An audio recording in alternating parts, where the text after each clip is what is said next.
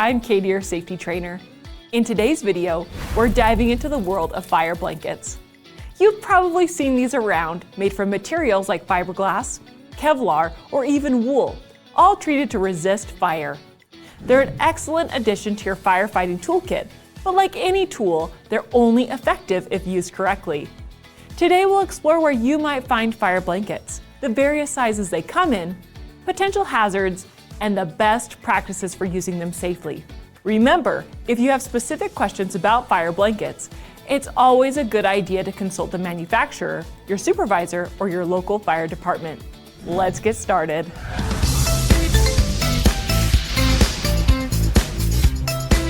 Fire blankets are a handy tool for snuffing out small fires, and you'll typically find them in various key locations like kitchens, labs, offices, workshops, and garages.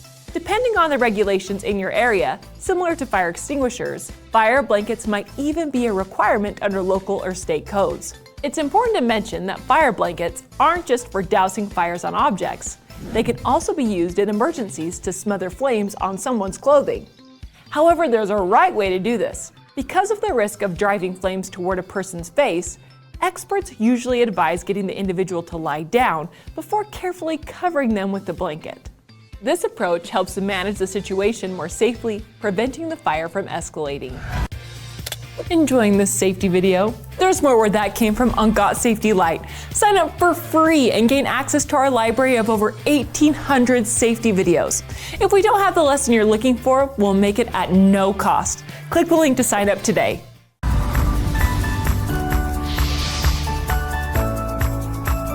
Fire blankets come in various sizes to match different needs, thanks to their ease of use. Manufacturers now offer options tailored for specific situations, including car fire blankets, lithium battery fire blankets, forklift fire blankets, and safe fire blankets. These blankets are usually mounted in spots that are easy to reach, especially where they're most likely needed, like near stoves and kitchens. If you're unsure where the fire blankets are located in your facility, it's a good idea to ask your supervisor. Also, it's important to note that fire blankets can be single-use or reusable, depending on what the manufacturer specifies. To make sure you're using the right type, always check the label or instructions that came with the blanket. Or again, feel free to ask your supervisor for more details.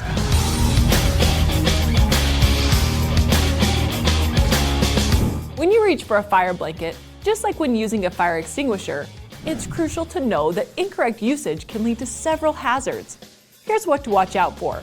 If you're using a fire blanket, remember you need to get close to the flames, which can increase your risk of burns. Also, if you throw the blanket or apply it incorrectly, you might fan the flames instead of smothering them, potentially making the fire bigger. There's also a risk of pulling the flames towards yourself if you attempt to cover the fire and then pull back. One specific hazard to be aware of involves older fire blankets manufactured before 1989. These might contain asbestos, which can pose serious health risks. Always ensure using a modern, safe fire blanket to avoid this danger.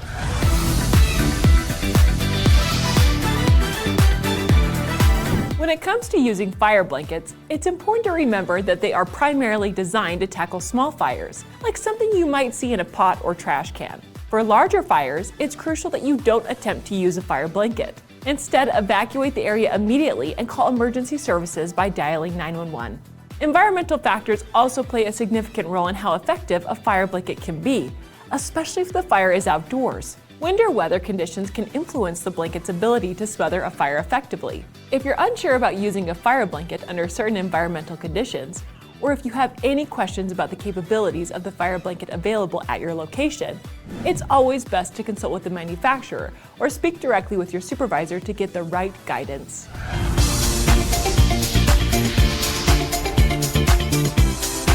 Before you ever need to use a fire blanket in an emergency, there are some important steps you should take to ensure you're prepared.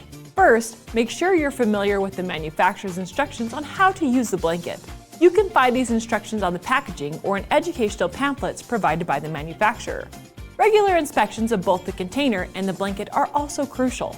Follow the manufacturer's recommendations as well as your company's policies to ensure the blanket is in good condition. If you notice any wear or damage, report it to your supervisor right away and replace the fire blanket as needed. Just like fire extinguishers, fire blankets can have a shelf life of around 5 years. If you're unsure about the shelf life of your company's fire blankets, check the product packaging or contact the manufacturer for more information. Lastly, always ensure that fire blankets are clean and free from any dirt, oil, or other substances that might impair their effectiveness. If a blanket is dirty, report it and follow the manufacturer's instructions for cleaning. Keeping your fire blanket in top condition is key to ensuring it will work effectively when you really need it.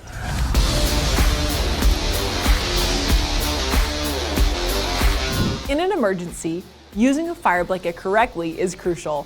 Start by turning off the heat source if applicable. Then carefully remove the fire blanket from its storage according to the manufacturer's instructions.